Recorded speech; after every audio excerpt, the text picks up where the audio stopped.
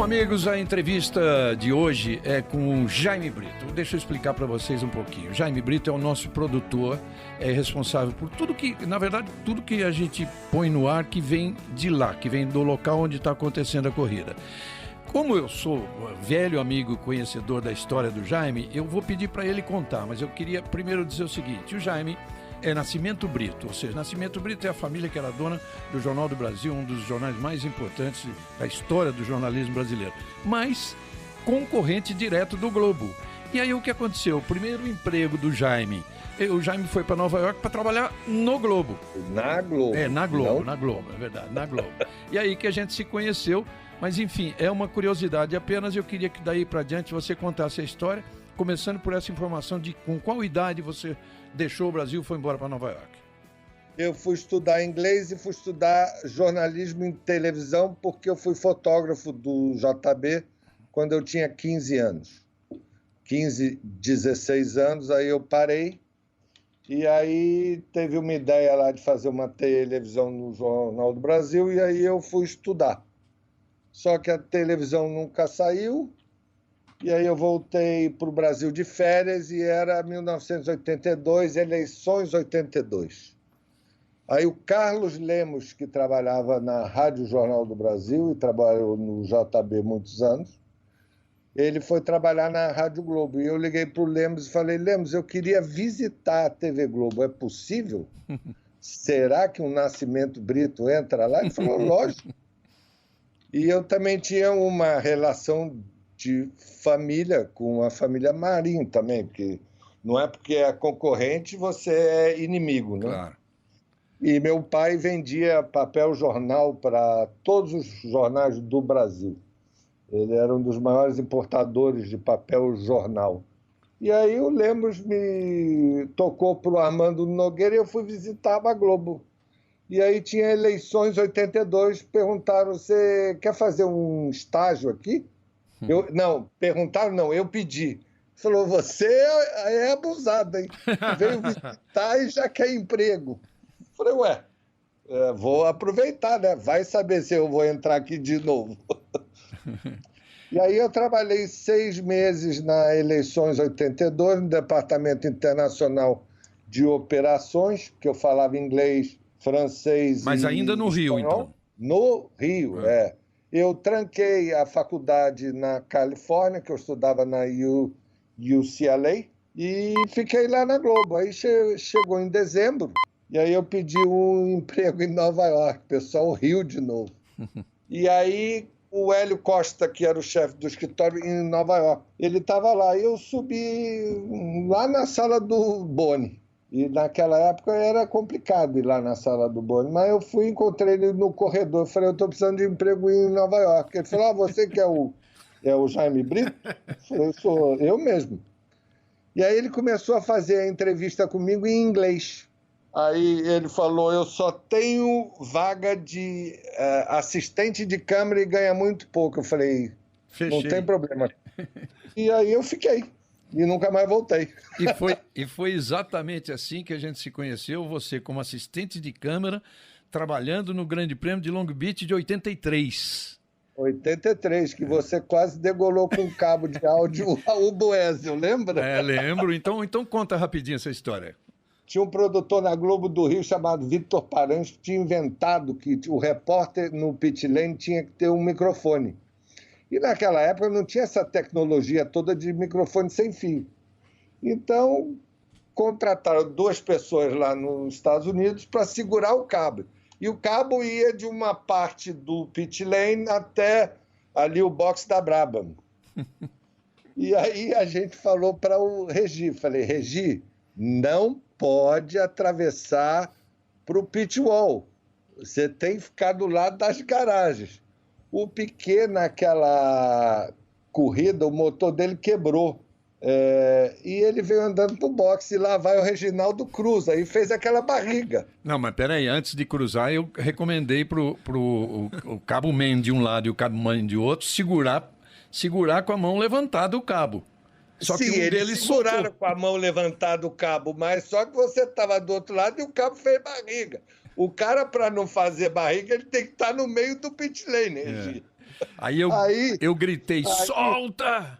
Solta, solta! O cabo desceu, o Raul Boesel estava entrando no box.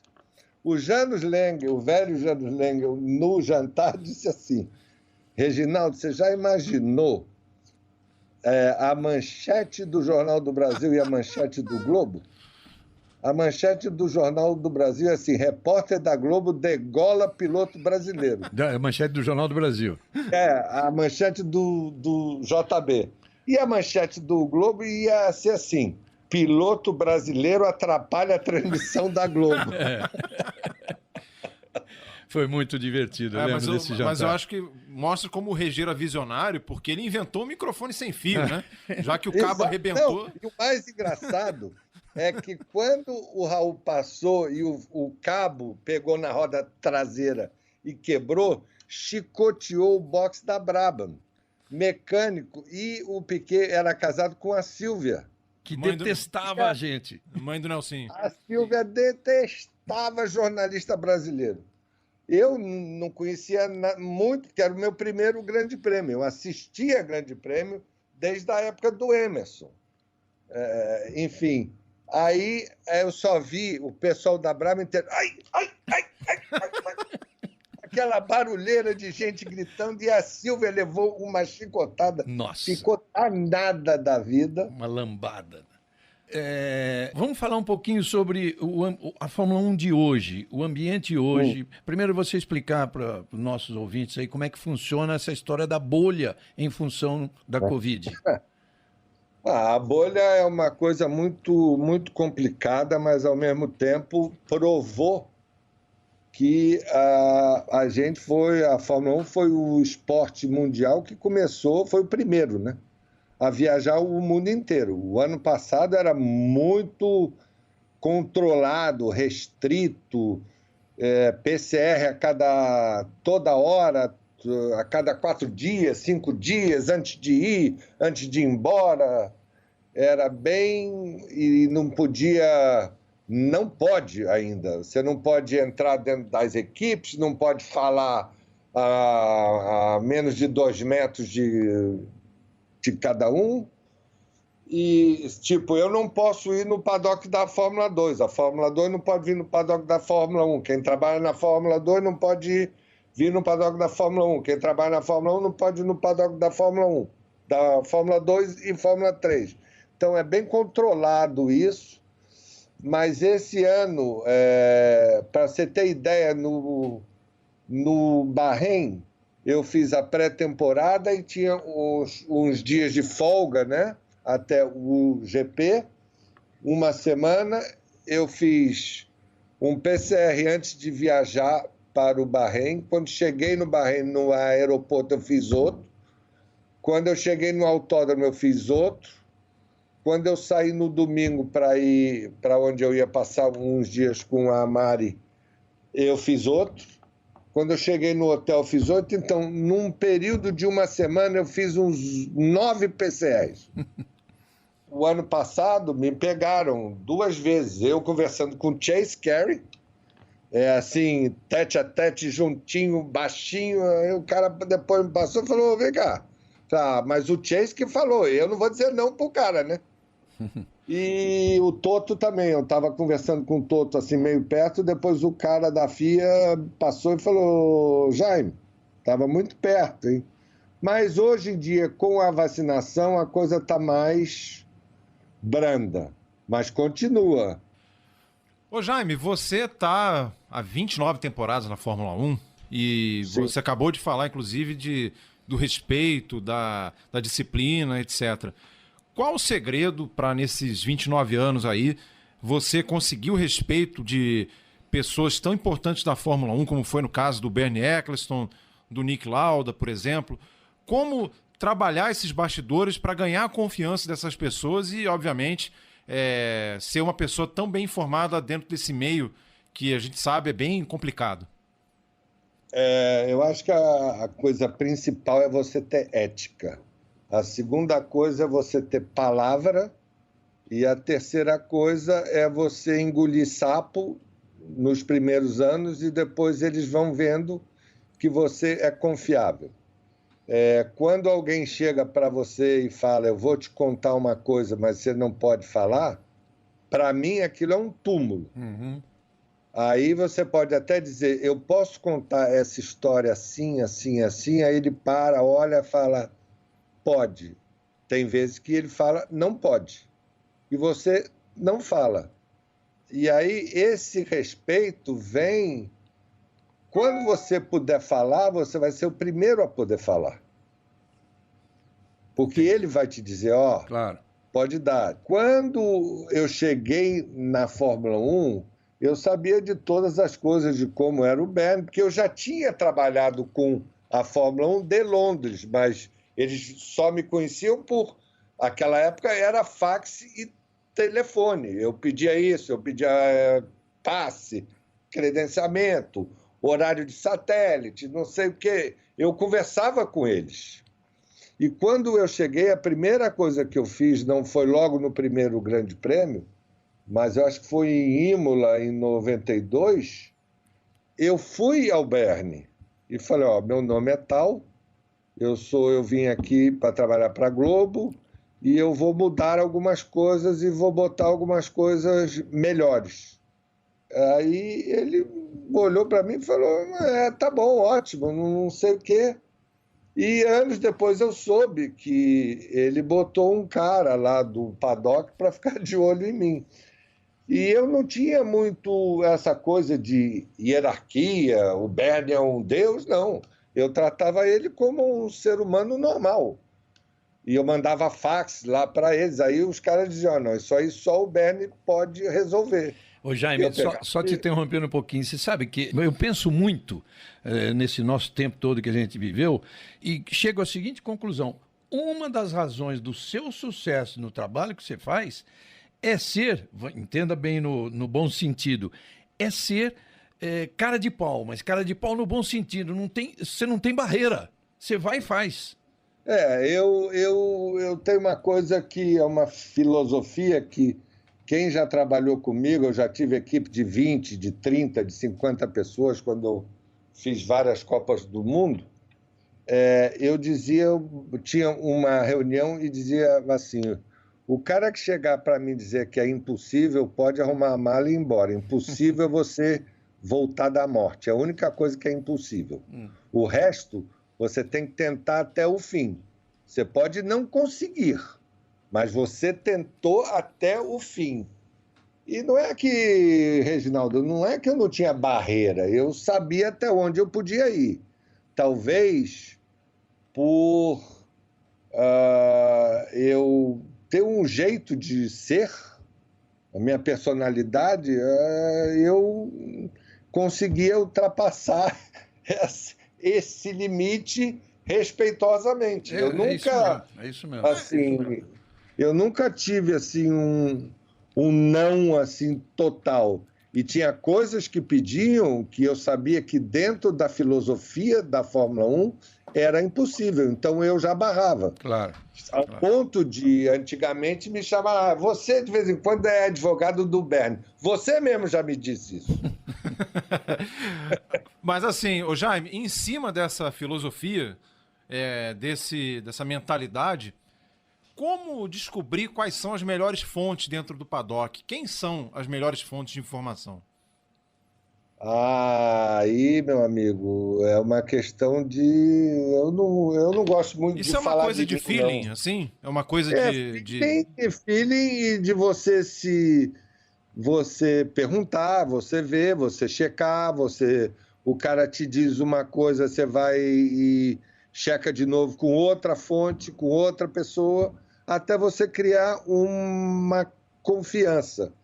E a outra coisa que é muito importante, mesmo que você tenha entrada assim, mesmo que eu tinha entrada muito fácil com o Bernie, ou com o Chase depois, ou com o Stefano Domenicali, você pode ir, mas você avisa o pessoal de baixo. Fala, ó, estou indo lá conversar com ele isso. Porque porque você, tipo, assessor de imprensa. Tem assessor de imprensa que você pode pedir qualquer coisa que ele vai te dizer não. A maioria, né? A maioria. O que eu digo que eles são os anti-assessores de imprensa. É.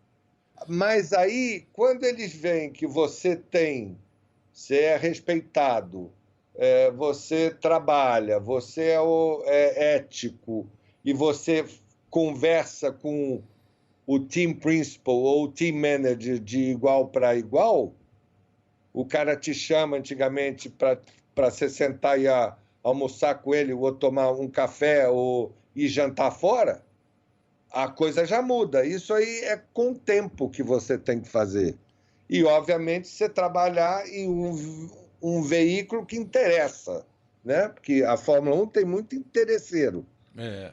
Eu me lembro bem, quando o Senna morreu, antes, todo mundo vinha falar com você. O que ele disse, o que ele faz, o que você acha. Quando ele desapareceu, tinha um monte de gente que, sumiu quando também. ele faleceu, tem um monte de gente que não te dava nem mais bom dia. E aí você engole aquele sapo e você vai tocando. Aí, a hora que o cara precisa, você diz, não sei. E aí depois ele descobre que você deu na frente dele, ou seja, ele recebeu o seu recado. Em cima disso, Jaime, queria fazer uma pergunta sobre a Mariana Becker, né? Ela está completando agora a 15ª temporada dela na cobertura da Fórmula 1 e, assim como nós aqui, no primeiro ano na Band. E hoje a gente vê muito o termômetro nas redes sociais e com as pessoas que a gente conversa na rua, que ela realmente está num momento muito bacana da carreira dela. E o mesmo processo que você passou nesses 29 anos, ela passou nesses 15, né? De ganhar a credibilidade, as fontes, a esse trânsito dentro da Fórmula 1. E eu queria, Jaime, que você, que acompanhou bem de perto esse crescimento da Mariana, também falasse sobre isso, né? Como que foi esse crescimento dela nesses 15 anos na Fórmula 1? Bom, todo mundo sabe que eu sou casado com ela. Enfim, mas é uma coisa que eu separo muito, a gente separa muito disso. De vez em quando tem um pequeno curto-circuito, mas é sempre do lado profissional. O Reginaldo me conhece. Você pode ser o meu melhor amigo, mas profissionalmente você é um profissional como outro qualquer. Uhum. Tem de vez em quando ela tem uma opinião, eu tenho outra e aí vai. Lá atrás, quando estava na Globo com o Regi, eu dizia, a gente tem que trazer uma mulher para a Fórmula 1. Porque as outras televisões já tinham, e a Globo, naquela época, tinha feito uma pesquisa de quem assistia automobilismo. E as mulheres estavam crescendo em vários esportes, no futebol, no automobilismo. A mulher já escolhia o carro que ela queria comprar, já estavam comprando o carro ela mesma, em vez do marido dar o carro, aquelas coisas à la antiga. A gente precisa botar uma mulher na Fórmula 1. A gente não tem, não sei o quê, né? E todo fim de ano tinha assim, uma reunião para cuidar do próximo ano. E aí eu insisti de novo. Aí, no meio da temporada de 2007, eu acho que foi, ou 2006, eu acho que foi 2007, o João Pedro me ligou e falou, tem a Mariana, porque não tinha muita repórter na Globo. Deixar bem claro, Jaime, que você não era casado com ela ainda. Não, eu não era casado com ela. E aí a Mariana veio fazer um grande prêmio da Alemanha. Aí depois ela veio fazer o grande prêmio da Bélgica e ela já fazia, naquela época, o GP Brasil, né? Vários anos. Ela foi aprendendo, foi crescendo, ela é uma ótima jornalista, já era antigamente, antes de vir para cá. Eu fiz o primeiro grid walk que eu fiz, essa andada, essa passeada que ela está dando hoje, eu fiz em 1993 em Manicur, ou 94, eu não me lembro. Aí depois a Fuji TV veio, depois a BBC fez, e era o quê? Mostrar antes do Grande Prêmio. Mas a programação da Globo ela é muito apertada. O comercial da Globo bota muita pressão. Não tinha muito espaço para a Mari mostrar e a gente mostrar o que pode ser feito, porque comercialmente para a casa não era viável. Já na Band, a Fórmula 1, quando eu comecei a tratar desse negócio de direito para o Brasil, a Fórmula 1 disse para mim: Jaime, o que você acha? Qual que é a sua ideia? Falei, a ideia é o seguinte: quando o negócio do Rio não deu certo, o Chase Carey veio para mim e disse: a gente quer que você continue com esse negócio de direitos para o Brasil, mas junto com a gente. Eu fiquei até assim surpreso, porque eu falei, quando o negócio do Rio não deu certo, eles vão fazer. Mas ele me chamou e disse não. E aí o pessoal de direitos da Fórmula 1, que eu conheço há 30 anos, há 29 anos, veio para mim: o que você acha? Eu falei, olha, eu acho que tem que ser um programa assim, assim, assim. A gente tem que mostrar o que o sinal internacional não mostra. O sinal internacional mostra a corrida, o pódio e tchau. O apaixonado por Fórmula 1, o mesmo público que não é, ele quer saber como aquilo aconteceu, como o cara chega no grid, o que tem no grid, o que acontece depois da corrida, o que o piloto X falou, o que o piloto Y falou. E a Band percebeu isso. E a Fórmula 1 foi muito clara. Sem isso, não tem. Não é que não tem. Tem que ter um pré-hora e tem que ter um pós-hora. Não precisa meia hora, não precisa uma hora, mas tem que ter um princípio, um meio e um fim. E é isso que eu consegui fazer.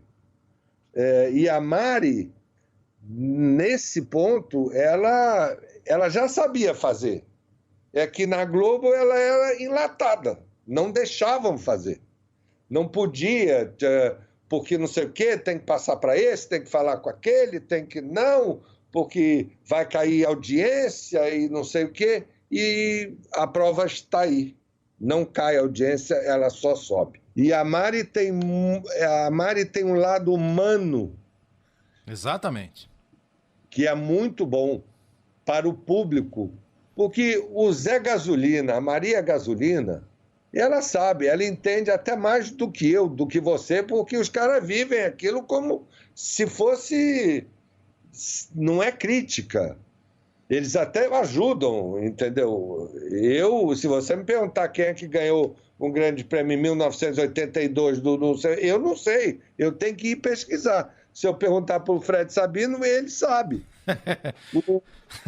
O Reginaldo vai lembrar, mas vai ficar em dúvida.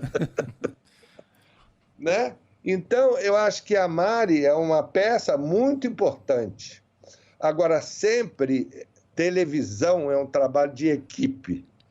Não é o Jaime Brito, não é a Mariana Becker, não é o Reginaldo Leme, não é o Sérgio Maurício, não é o Giafone, não é o Max, não é enfim, o Fred, é todo mundo.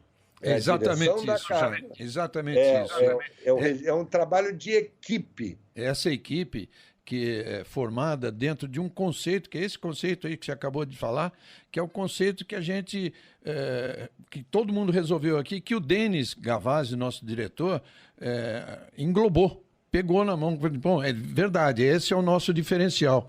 E é por isso que a coisa está funcionando muito. Você falou um negócio muito importante da Mari ser uma repórter que visa mais o lado humano.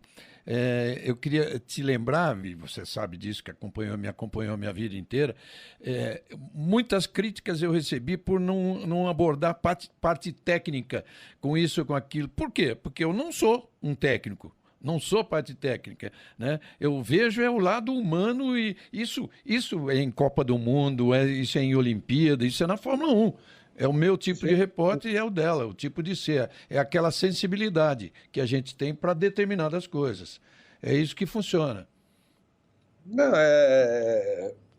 Regi, eu acho que você não precisa ser um comentarista técnico, você pode ser um comentarista histórico, você pode falar.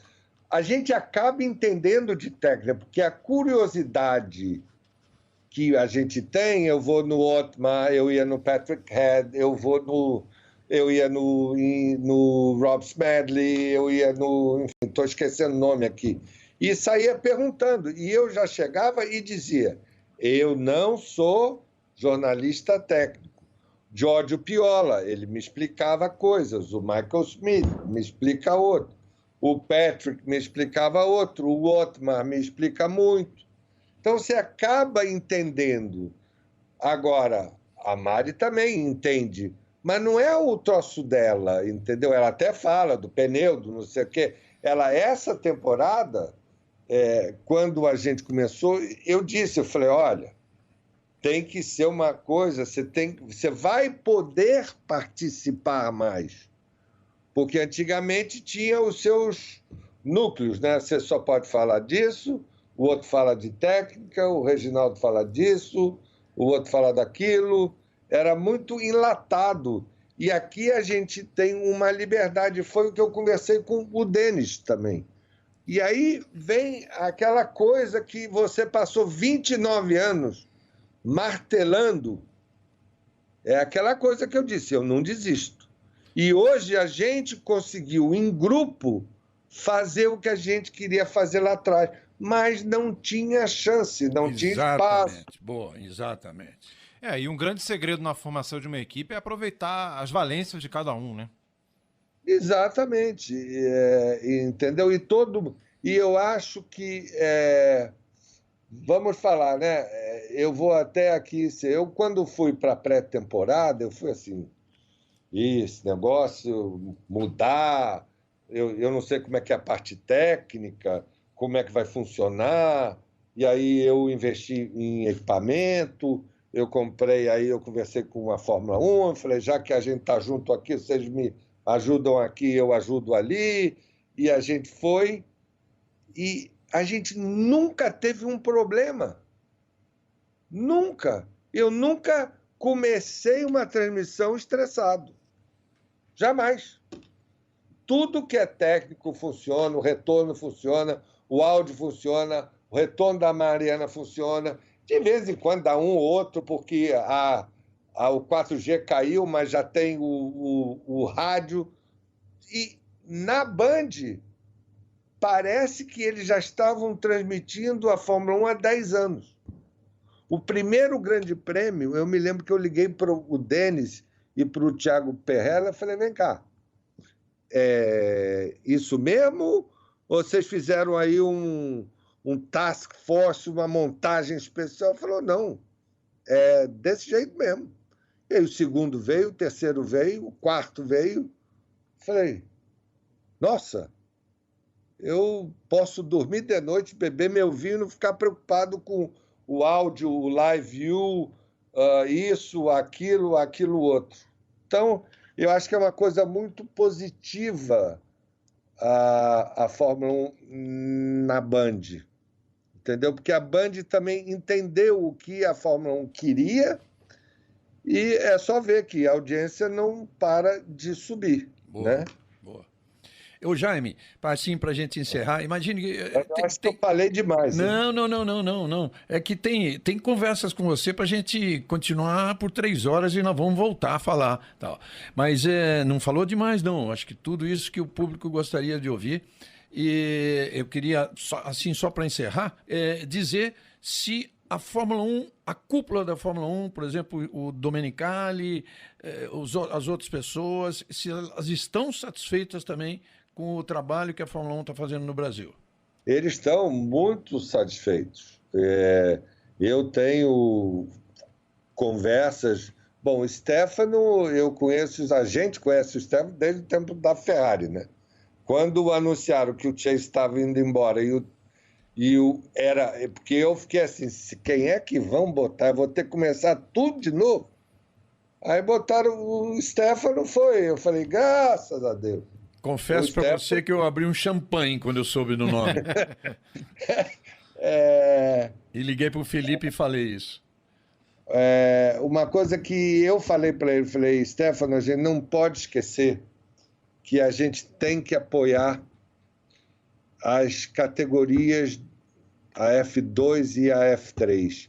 E quando eu levei os direitos para a Band, foi uma das coisas que a Fórmula 1 está bem assim, não, mas tem que cobrar. Eu falei, não. Vamos botar a F2 e a F3, porque o automobilismo no Brasil foi abandonado nas categorias de acesso à Fórmula 1. Desculpe, mas é o que eu penso, você sabe como eu sou. Isso está sendo corrigido, depois eu te conto os planos novos até para 2022. Então, eu acho que a Fórmula 1 está muito feliz. Quando eu chego neles e falo assim, vem cá, o que você prefere? Meia hora antes da corrida, corrida inteira, o pódio e depois da corrida, e todos os GPs na TV aberta, ou 10 corridas 10 minutos antes da largada e sem o pódio. E você compara o número de hoje com o número que tinha. Multiplica pelo número de grandes prêmios e você vai ver que no final do ano nós estamos dando mais público para vocês do que vocês teriam antigamente. Muito bem, exatamente isso, Jaime, exatamente. Tá bom, Jaime, muito feliz dessa conversa com você. Pode ter certeza que a gente volta a falar. Esse programa nosso existe para isso mesmo. E você falou de um monte de curiosidade aí que, nossa, o cara em casa deve estar assim, grudado no rádio para ouvir, porque você colocou o ouvinte para dentro do paddock da Fórmula 1. E isso é que a gente queria ao conversar com você, tá? Que bom.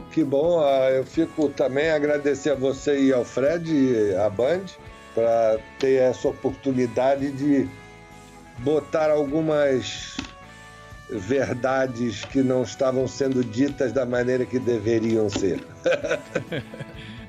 Veja bem! Veja bem! Então, um grande abraço, tá? Meu, do Fred, do Lucas Herrero aqui do nosso lado, de todo o pessoal, de toda a equipe, na verdade, que não está aqui, mas que vai adorar ouvir o que você falou. E não esquecendo de dar esse abraço na maravilhosa pessoa que é a dona Heloísa. Então, tchau, Jaime. Até a próxima. Até a próxima. Tchau, Fred. Valeu, Jaime.